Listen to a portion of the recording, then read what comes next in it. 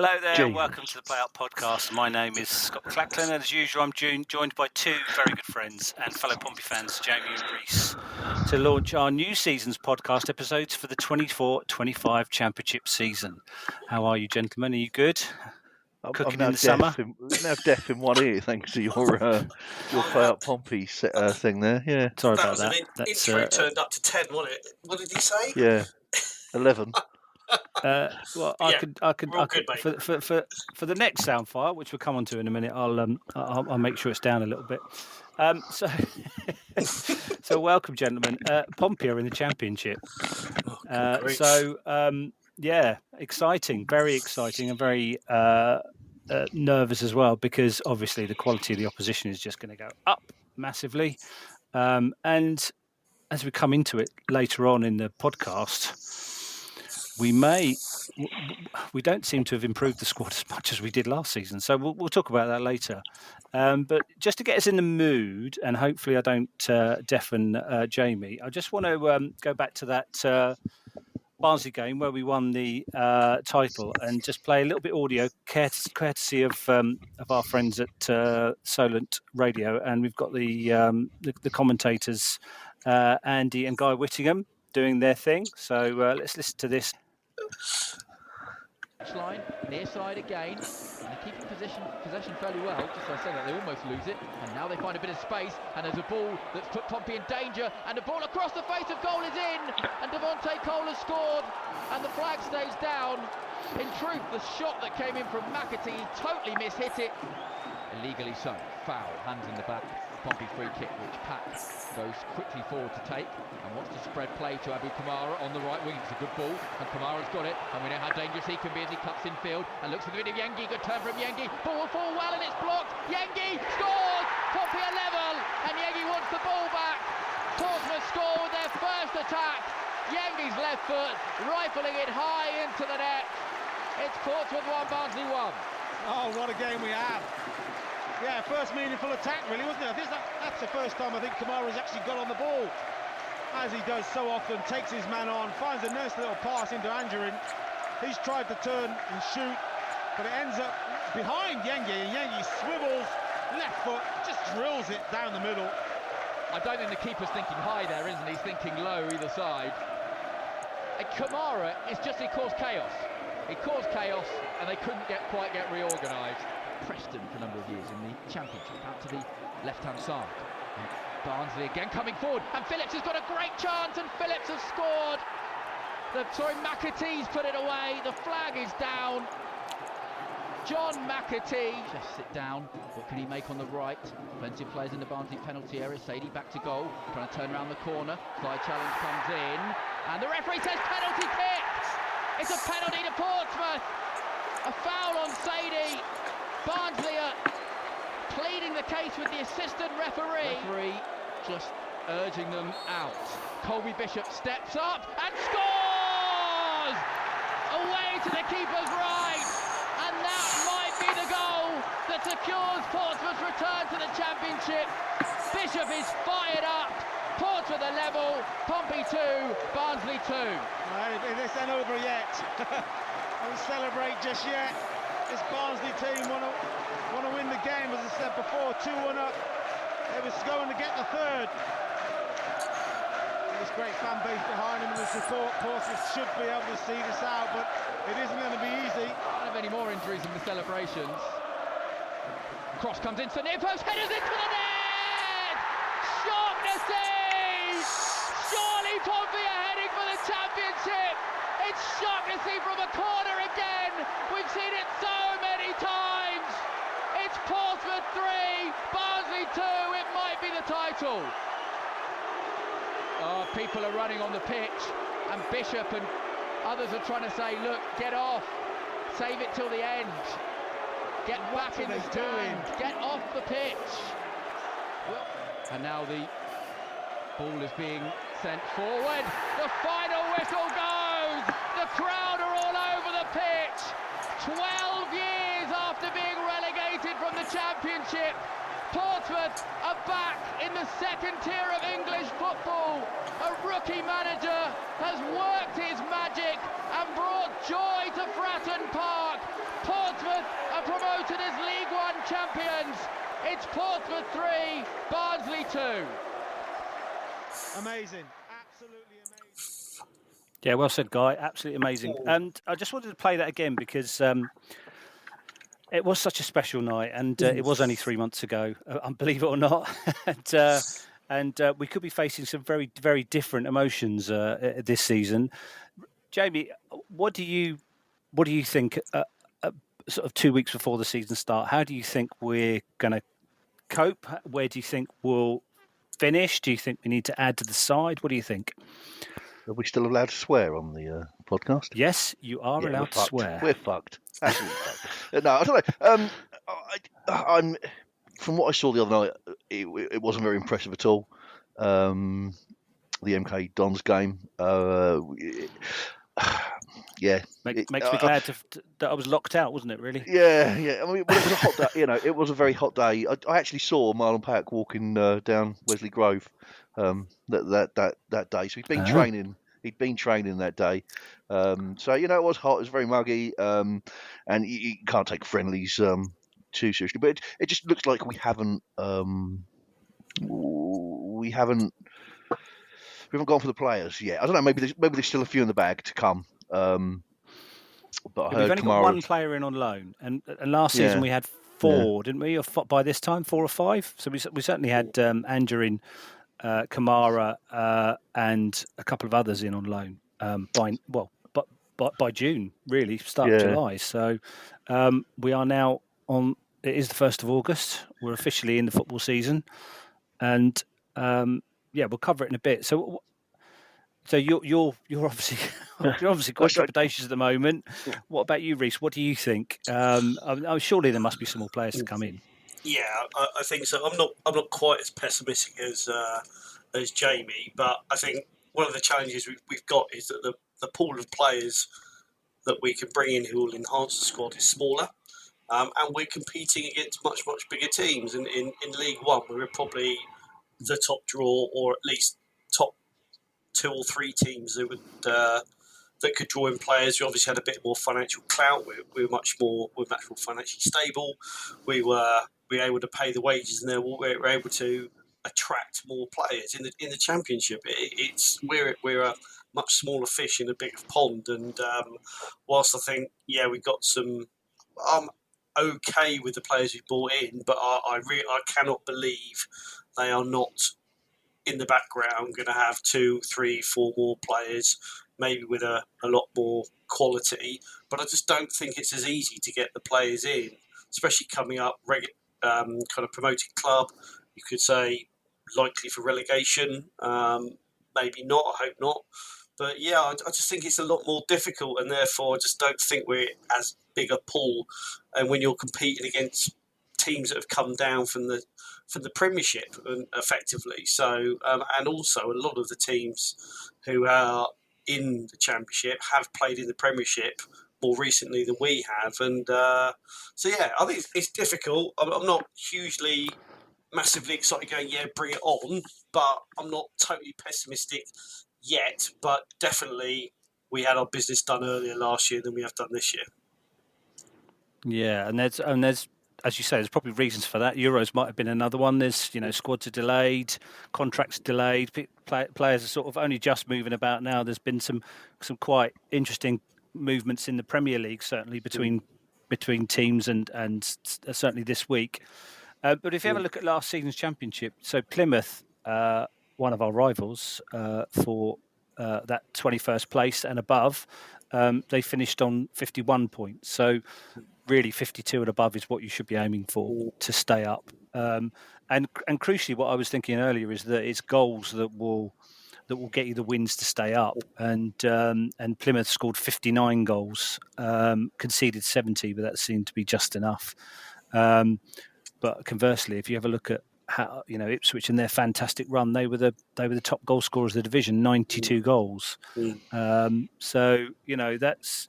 I'm not saying that we could emulate them by any means. That would be fantastic. If we could have a great start to the season and make sure we were mid-table by Christmas, that would be awesome. But looking at our first couple of months, it looks really, really tough. So we got in quite early, Williams and Murphy, Josh Murphy from Oxford and Williams from Barnsley. So obviously we were looking at some of the top performers of League One to bring them in anyway, because they were quite quick ones. And Archer, the goalkeeper, who has had a sort of a middling career, sort of backed up some championship keepers, had a few games himself, but not really a number one. So Norris is obviously the number one. And then we look at our one loan, which I said earlier about, which is Sammy Silvera, who's from Middlesbrough, another Australian. We seem to be back to the Venables area where we signed every half decent Australian going. In fact, they weren't half decent, were they? They were fairly rubbish, to be honest. But Hamilton Thorpe's not half decent. Yeah. No, well, we had a couple. We had Foster and the striker was Aloisi. They were very, very good, but the rest of them were fairly pants, to be honest. But it's interesting that we're going for that, and also Jacob Farrell as well, another Australian who it looks very exciting prospect. But the problem is we don't really need prospects. We need, as you said, Reece, we need people with experience and the know-how to play in this division. At the moment, we've only really got Pack, who's going to be doing that. So very, very interesting. Personally, I'm going to be watching the first few games through my fingers, because I think it could be, especially away at Leeds. If we get hammered, that's going to be a real blow to morale of the team. But you're very good at saying, Jamie, that the Eisners have been doing the job the last 2 or 3 years. They certainly haven't been going balls out on this transfer window, have they? Well, I was there, for the last. I was their biggest critic, and I've given them more shit than anybody else online. And this season, we've only spent money on one player, Jacob Farrell. Everyone else is free, So we haven't even spent any money yet, So typical Pompey. I mean, I don't know, mate. I heard today that Kamara's going to Scum. No. Yeah. Oh, that's heartbreaking, isn't it? Yeah, absolutely heartbreaking. Yeah, so we haven't, and I posted online, the one thing the Eisners can at least do is make it as expensive as possible a signing for them. At least put in, even if you're not going to spend £5 million on, at least put £5 million pound bid in, make life difficult for them. The number 8 shirt is free currently, so that's not been assigned to squad number. So perhaps we could be holding on for Robertson. Morrison. We probably need 3 or 4 more quality signings, to be honest, really, to give us that squad depth that you need. And they're both youngsters as well. They're not proven in this division. All right, they did great in League One for us. And again, Robinson, apparently, again today I've read that the talks have resumed with Cardiff. So okay, so if we don't get those, what's our plan B? We're failing to beat League One clubs at the moment. And, it could be the case of you write off August. You get as many points as you can in August, maybe 1 or 2, couple of draws maybe, and by the end of August you've brought some players in to bed down in the squad. I don't know. I mean, can you afford to do that, Reece? Can you afford to sort of not start with your best side from the get-go? Well, I mean, that was the kind of tactics of the counties, wasn't it? And you used to have kind of half a squad, and then we used to kind of get a few players in right at the end. Sometimes it works, sometimes it doesn't. I think Pompey fans always want to see business done early. They want to see a squad settled. They want to get good pre-season in. I mean, I think the fact that actually we haven't got many people in and we've let a few go, but probably only Rafferty, possibly, who I think could have probably done a job. The rest of them, I think it was the right thing to do. You're just taking a bit of risk, but I think you don't get players in unless they're going to make your squad better and they're going to fit in with the club, money-wise, transfer-wise and stuff like that. So I think we'll be in for other players at shadow of a doubt. It's whether we can pull them off. But it is a risky strategy. I'm not too worried about August because you can surprise people. I mean, it'd be interesting to see what his tactics are for next season, because last season it was keep the ball, suffocate the teams, soak up a bit of pressure, and then we would get goals at the right time and kind of turn the game around, which I think will work quite well. However, I do recall a couple of games last season where teams kind of focused on that, shut us down really quickly, and we weren't particularly good at dealing with that. It ended up hoofing the ball long. It's a really hard one to call because I think everybody's got Ipswich in the back of their mind. They didn't do many players and stuff, things like that. So, yeah. Well, they got some quality loans in, didn't they? I mean, but they already had some like, Chaplin had played at Championship level. He played for Barnsley at Championship level, and a couple of others. Harness seems to have just excelled when he left us, and I think they got in a couple of pretty top-notch strikers, which is why they banged in all those goals. And that's what makes a difference is the goal scoring. I'll read you what Mousinho said a couple of weeks ago to the BBC. He said, the way we will approach it is to attack every game. I want us to relish it. These are brilliant games and are massive for us, but we're not going to be daunted by it. We're going to make sure that we take the chance to prove ourselves at this level. I mean, it's standard, he wouldn't say anything else, would he really? He also goes on to say the standard will go up. I don't think you get away with mistakes at this level. You have to be at the top of your game for every minute. But this is where we want to be. We don't want to be in a league where you can get away with little things. It'll be a difficult step up, but one we're really looking forward to. And I think that's a good point, Reece. For most of last season, we were trying to beat teams who didn't really want to come at us. Yeah. And I think it would be the exact opposite this season.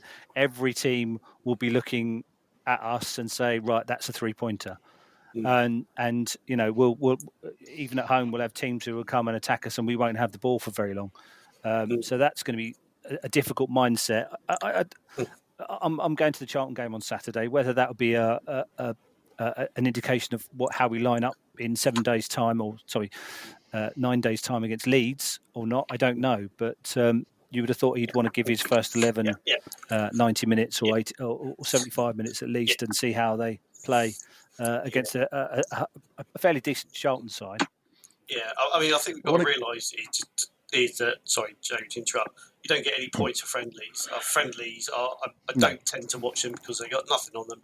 It's all about fitness, and I really couldn't care. So, but I mean, that number 8 position you mentioned, Robertson, they've got. I think we're definitely in for him. Whereas Kamara, when he signed the kind of two with Silvera and Murphy, I just don't think there's any chance he was coming. I don't think we signed 2 wings. But, it makes sense that he's going to the Premiership.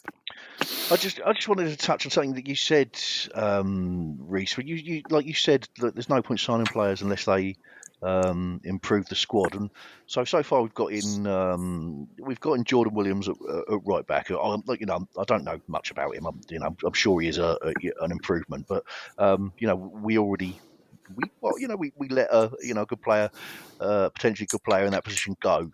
The other 2 main ones are both left wingers. Murphy and Silvera. They're both left wingers, and we already had Paddy Lane playing really well on the left wing for one of contender for player of the season, and the other 2 are goalkeepers, and neither of them are the number 1. They're backup goalkeepers. So we've now got 3 left wingers, and a right back. That's our improvement so far. I am concerned. Yeah. Swanson's an interesting one. Do you think that he will possibly play in midfield this season? No, you don't think he'll? I don't think he will. No. I think he's a cracking right back, and I'd like to see him. I'd like to see more of him, attacking right back as well. I don't know. Maybe you might have thrown a curveball at me there, but no, I wouldn't have envisaged that without you saying it. I just see he's got the qualities to play in that role. If he wants, if we're playing three central midfielders rather than number 10, which I think is probably what we're going to do from away from home. I don't think we're going to play more. I don't think we're going to play 4 attackers like we did last season. We might have I think we'll have Pack as a holding, or we'll have two holdings and one central midfielder who could join the attack when it's possible. But I think we'll try and keep that solid midfield three to keep us, to give us a solid back seven outfield players, and then counter and get up. When we get up the pitch, then more players can join the attack. I don't think we're going to have four players up front all the time. So that could be an option. So I think Swanson might join in there, because we've only got Moxon at the moment, really, and Devlin. Larry. And Devlin normally comes on as like a right winger or a fullback. So I don't see him as a central player. So it's interesting what he might do with some of the players that he's got. And I did miss out Farrell, I must admit, when I said that list. But yes, the left, another left winger. Yeah, and he does look, he does look a great player from what I've seen, on the tube about him. But I thought Sparks was a great prospect as well. So we've swapped out one prospect, and we were already fairly strong, in that position. Yeah, Sparks was only very early 20s, wasn't he? 23, 24. So not similar to Ogilvy's a bit older than him, but interested to know what we got for him. They must have seen something in Farrell that was better than Sparks. And Sparks started off really well. He had amazing kind of crosses and stuff. Then he had a couple of games where he's getting absolutely roasted, and he just never really got back in the team. But I mean, going back to your point, Jamie, yeah, you're right. I mean, it does feel like we're a bit lopsided, but also I don't think you don't sign players evenly, if you know what I mean. So I think they would have seen the signings have improving the squad. I mean, the squad has got varying talents. So some are worse than others and things, but they obviously thought, it's better than what we've got. I mean, I guess if it comes to the crunch 5 minutes before deadline or the transfer deadline, you might be in a different thought pattern, but you just don't at the moment. I mean, looking on the right, I mean, you've got Gavin White, and that's about it. If you actually play people, I think he played Lane on the right, didn't he? Yeah, in a couple of friendlies, but whether that'll stick or not, I don't know. Yeah, he looked like he was playing in the centre. I mean, I'm sure he was. I assumed he was playing on the right, but when I was looking on the pitch, it looked like he was drifting more over to the left central sort of. So I found weird. Yeah, so I don't know what's going on there. Yeah. So, of course, thrown into the mix is Bishop's ticker. I mean, top scorer last 2 seasons. A week and a half before the start of the season, finds out that he's got a heart problem and he could be out. Well, we don't know how long he's going to be out. It could be months. I was worried about his pace. The main thing I was worried about at the start of this season was going to be Colby Bishop's pace. Are you going to make the joke? I am. Yeah. Now I'm worried about his pacemaker. Yeah. Jesus, I could see that coming a mile off. Cheers. Thanks for that, Jamie. I didn't. I just came up with it there, but I'm nothing but predictable apparently. Because Scott saw it before even I did. I think. Jokes aside, actually, I think it's the best news, because if that hadn't been picked up and he'd had an incident on the pitch, that would have been 10 times worse. So it is a pain, but if it's there, it's good it's been detected early on. It gives us a chance to, we're still in the transfer window, we can look at alternatives. There's a guy who's playing in, is he Swedish or he's playing in Sweden, who we're looking Danish. at? Danish, thank you. But it's a massive blow. I mean, how long was Ericsson out for when he kind of had his?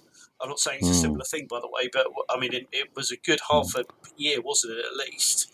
But we don't know what it is, do we? Apart from a heart condition. So we just got to keep our fingers crossed. Best of luck to him and his family and everything else. Yeah, but hopefully he gets well. I mean, football's sometimes secondary, isn't it, to that kind of thing? When it's possibly life threatening. And as you say, Reece, thankfully it happened in a waiting room rather than, or it was identified in a waiting room rather than on the pitch. That would have been awful. But I sneakingly was suspicious that there was something going on, because he didn't return from pre-season, and the story was obviously his wife was about to give birth, which is fine, but you don't normally miss 2 or 3 weeks of training for that. And I thought Yengi would start against Leeds anyway. So as it happens, Yengi's got that opportunity to make himself, he is the main striker. He's pretty much the only one we've got. I wouldn't play Sadie there. He's not got the pace. But pace around him, and that's actually one thing that just generally on the squad. I think I said last season as well at the end when I joined the podcast before. We still don't seem to have a lot of pace in the team, and I think that's one of the things that is different. Will be more of a challenge is the teams are physically fitter, they're probably bigger, quicker, and we just don't seem to have anybody who is kind of in that kind of mould. So, I mean, I remember Rotherham coming a couple of years ago, and they had two Arsenal fullbacks, and they were like lightning, and they were just overlapping, and you could see they're on a different level, and we don't seem to have that as far as I'm aware. I might say who we discussed who our quickest player was. We thought it was Gavin White. So, I don't know. Well, I think Murphy and Silvera add to that. I think they're both very quick players. The problem is you've got to be quick with the ball. That's the difficult thing. It's all right running fast in a straight line, but if you haven't got the ball with you, it's not much point, really, is it? No. as Usain Bolt found out when he tried to become a footballer. Yeah. Have you seen Usain Bolt now? He's fatter than me. Is he? Yeah, they should have picture of him before fat, and up. Jamie. Oh, mate, I am a fat, bold old man. Don't you deny it? Honestly, Okay. Yeah, he was huge. Usain Bolt was huge. I could not believe it. And they had a picture of him, before and after. I was like, wow. Yeah. Well, it's going to be a challenge, isn't it? Without a shadow of a doubt. I mean, I can't believe we're going to do an Ipswich.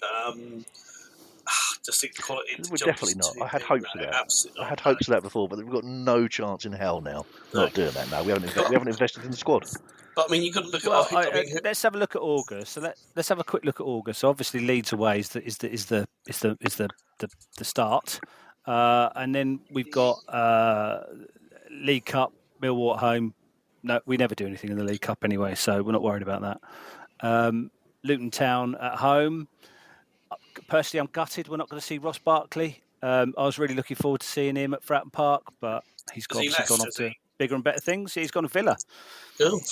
He's joined Villa on their top six adventure. So good luck to him. I've always had a soft spot for Ross Barkley. And then on the 24th, away at Middlesbrough, and then last day of the August month, we're at home to Sunderland. Now, I mean, I'm less trepidatious about Middlesbrough and Sunderland. I think Middlesbrough were okay-ish. I think they top 6 or top 8 last season. In fact, I've got it here, so let me have a look. So Sunderland finished 16th, and Middlesbrough were 8th, as I said. So, it's not. The first 2 games will be pretty challenging, but I think, if we've done well, and even if we have lost, made good accounts of ourselves, then I think we can look forward to hopefully getting a point or 2 against Middlesbrough and Sunderland, and that perhaps things won't look so bad at the end of August as they do going into the start of August, like it is today. I hope you're right, but as I said, I just don't think we've strengthened. I just think see us really, really struggling. We have got slightly better players than the players that we had. Well, potentially we might have 2 better left wingers than Paddy Lane. Yeah. But we're, on the rest of the pitch, we've got a side. Okay, yeah, we won League One, but we didn't set League One on fire. We won it with 2 games left to go. We're not going to come in and tear up the Championship. I can see us really, really struggling. It's like you said at the start of this, start of the podcast. We're going in with teams that are striving to the Premiership and coming down from the Premiership, and there's a massive gulf between where we've come from and where we're going. And at 9 days to go, we have not strengthened. Not enough for me. And I really think we're going to struggle. When we got promoted to the Premier League, do you feel more or less daunted? Because I mean, we had an absolutely brilliant squad that won the Championship that year. With arguably half a team full of Premiership players anyway. So we were looking at 17th place as soon as we played that first game against Villa, which we won 2-1. Everyone was still saying we just need to get to 17th place. So I suppose this season's no different. We just need to get 21st. That's all we need to do. Yeah, I think it is, and I think the time we can probably have maybe also have a podcast day after the transfer window closes, and then we can properly assess the squad. But I mean, I think one thing that I think is going to be really important this year is home form and the crowd as well. I mean, one thing that people say we're the best in the land. I slightly beg to differ, because we do seem to get on players back sometimes, or we seem to like to have a hate player. But when we're back against the wall, I think there's nobody better than us, and that could well be something that actually means our home form is going to be really important. But I think last season, one of the things for me was the Fratton end was rejuvenated with performances. The players were obviously on it. The fans had something to watch that they could enjoy, and the singing, the chant, the atmosphere just changed throughout the season. And at the end, it was getting back to that wall of noise sometimes. And I think we're going to need that. And I think that'll definitely be a key thing in our home games, without a shadow of a doubt. And I think that's what will keep us up, or that's what will get us relegated. For me, the difference between then and now is that then Mandrick was buying players. We'd spent money on decent, we had, players like Yakubu, Todorov, people like that who could score goals. Our goal scorer's just gone. Yengi just looked frustrated, really frustrated during that MK Dons game. And the difference between the crowd this time is then the crowd is supported because we had a do or die attitude of, we're giving it our best. This time our billionaire owner hasn't bought a single, he's bought one 300k left back. Jamie, He's got a month. He's got okay, but before the start of the season he's got 9 days. And my only point is I don't think you're going to get the same response from the crowd if they don't think we've tried. I think we'll try. I think, the crowd have always got to have something to latch onto, because under the Cowleys and things, they definitely, there's just nothing happening on the pitch. I mean, the Islanders have always said they will run the club sustainably, and therefore we are not going to be spending millions on players. We know that they've already said that. It's absolutely. But I mean, anything. I think that obviously they've invested almost 40 million into the club at the moment. We're still debt free. They haven't secured it against loans, so their approach has always been slowly catchy monkey, and I think that they'll be looking to consolidate and just stay up, but they're not going to do a Chelsea and just go and spunk money left, right, and centre. And I don't want them to. I don't want them to either. I was one of their biggest critics, and I admitted that at the end of last season they had done well. They had, took the bloody time about it, but we got there in the end. We went up, and it was the fantastic season. I even said to Eric, you've managed to shut me up, So if and he said, if I can win you over, we can win anybody over. And so we'll give them time. But at the moment, today, 9 days before, we haven't. We've only spent money on one player. The rest are free transfers. But they're all left wingers. But we're not playing tomorrow, so I think true. This is the thing. I mean, the most important time of the season will be when the whistle goes after the last game of the season. But I totally get why fans are a little bit nervous. Of course, you would be. Is it because we've been spoiled in the last few transfer windows? I think we've had 3. Starting with Towler, I think we've had 3 or maybe 4 very, very good transfer windows where we got players in early, we got players of proper proven quality, players we were looking to develop, and then we're all a little bit underwhelmed with what we've got so far. I mean, perhaps we shouldn't be. Perhaps we should be more impressed by Williams and Murphy and Silvera and Jacob Farrell. We haven't seen them play yet, so But I think perhaps where the nervousness and perhaps where the doubt comes in is that we seem to have got all our ducks in a row well before the start of the season, or in January, where we were looking like we just needed that little bit of extra help to go on and go on and win the league and get promotion. We got 2 or 3 cracking, loans and Lang in as well. I think we've probably been a little bit spoiled. And I don't mean to be. I've looked at all of the players that we've brought in. I've watched them all on YouTube, and they do look fantastic. They're great. my only point is that, like I say, we've now got 3 left wingers. We've got a good, a left back. We already had a good left back. It's because we haven't strengthened across. We need 1, Perhaps they're going to possibly 2 confuse teams midfielders. by just playing all left footers. Yeah, maybe. Yeah, and right now, unfortunately, we need another striker. The guy they're bringing in, 23 goals in 17 appearances, looks fantastic, but he's been playing in Danish League too. So, yeah. And it's all about service with strikers, isn't it? Bishop Yeah. rarely scores a goal on his own. It's either a penalty or he finishes off a move. He doesn't beat 3 players and then smack it in the top corner. Right. He's a striker who finishes things off, and that's perhaps that's what Yengi needs to learn. We were all screaming at Harry Kane to stay in the box during the Euros. Perhaps Yengi just needs to have that patience and not wander so much, and maybe just stay within that, as Alan Shearer says, stay within that 12-yard area and just finish things off if we can get him the ball. I think also one of the things that, for me, maybe fans are a little bit nervous is that we had a similar thing when Messina came in. We had planes flying over the club and everything of no ambition and stuff, and actually they stuck it to the fans on that one. We were all like going, what the hell are you doing? This is a massive, massive risk.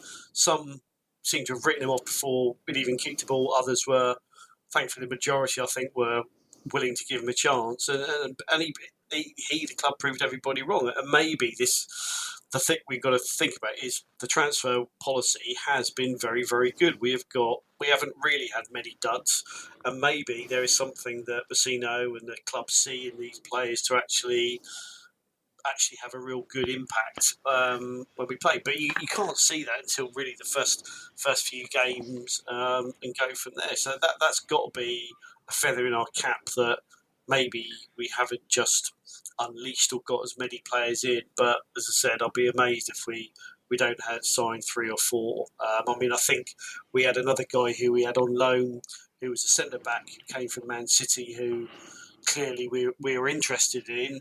I can't remember the guy's name, but Baptiste. He was... Yeah, that was it, Baptiste. And he's looking at options. Looks and not Clinton. Yeah, so I think that players are there. We just got to get them over the line, and it's just so much more difficult in the league we're in now. I like the plane going over the thing, and it's like you might have noticed on the podcast. I try and play bad cop, at the time. And you play it very well, Jamie. Well done. Thank you very much. Yeah, and I try to have a moan. Reece plays very even hand, sensible. So we've got the perfect balance here. Yeah. But the reason I do it is because if all of the supporters are just happy clapping along, which a lot of them do have a tendency to do, then no one's telling them the truth. And I try to play devil's advocate, and that's why people think, oh, you hate the club, you're moaning. I'm not. I'm giving them shit because I want them to do better, and I can't help but think about that plane. Someone actually accused me of doing it. It wasn't fucking me. I didn't have anything to do with that plane.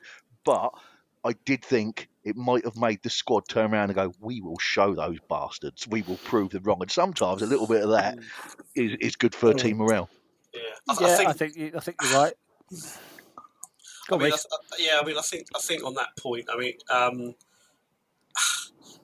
think for me it was the fact it come before we'd either even kicked a ball or he actually started getting going. I think if they pointed Messino and he, in that half of the season, he was terrible.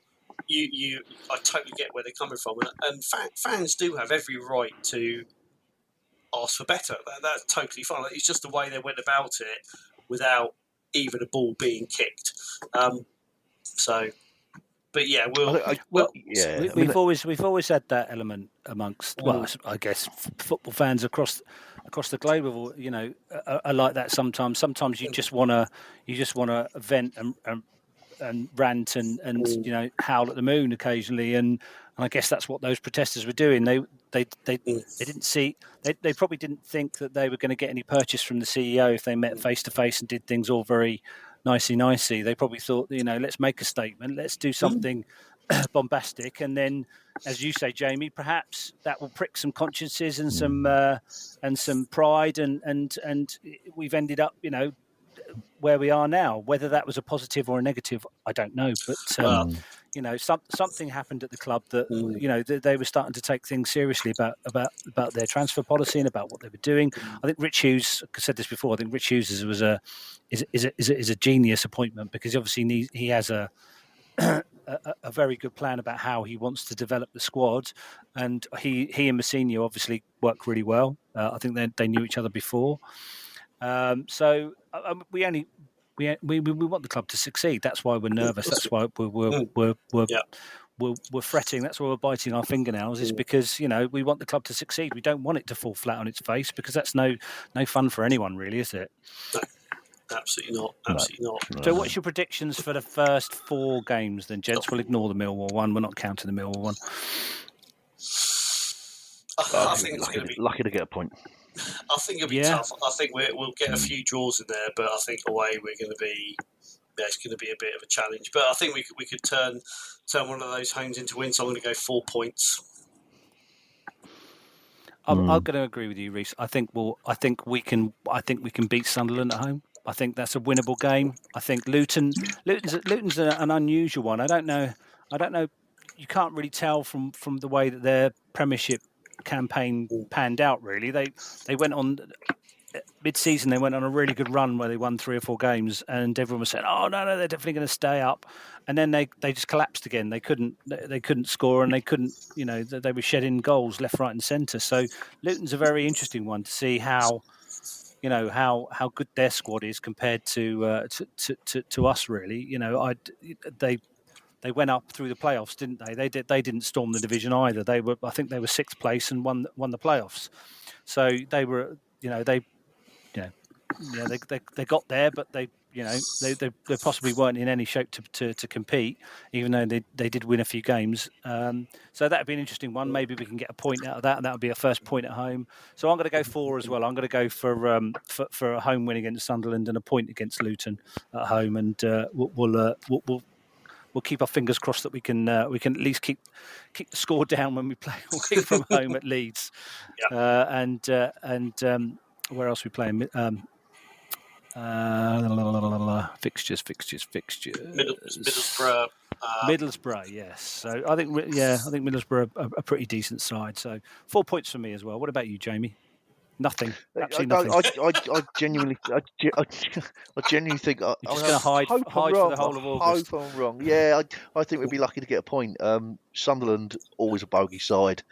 That's going to be a long old nightmare trip. The players, was it 10-12 hour journey in a coach on a rough day. Borough's exactly the same thing. Leeds and Luton, both of them, they've just come from playing world-class teams and getting dicked. They're going to take that out on us, I reckon. Yeah, I just think it's going to be a bit of a rude awakening to us. I hope I'm wrong. I always hope I'm wrong, but it's the hope that kills you, Jamie, isn't it? All the time. So we're playing Sunderland at home now, aren't we? Oh, was it? Oh, okay. Yeah, sorry. Yeah, you're paid attention to that. Oh, well, hopefully they'll have a long, horrible trip, and we will beat them. Yeah. They all fly these days, don't they? Yeah. Everyone flies. True. Yeah. We probably fly to Oxford. We probably get a plane to Manchester and drive down. That's how ridiculous it is. Right, cheers, gentlemen. Thank you very much. That's a very, very, very good season opener. And I'm looking forward to doing this every couple of weeks. Yep. Fingers crossed. If I can get bodies to join me. Hopefully, I'm sure there will be people who maybe Jeff and Tim can join us as well during the week, and maybe even Phil. Who knows? Might come out of the closet. So thank you very much again, gentlemen. I will speak to you in a couple of weeks, hopefully. And this was the Play Up podcast. I hope you listen and I hope you enjoy it. We're not after clicks, we're not after likes, we're not after follows, we're just after your ears. Thank you very much. Good night.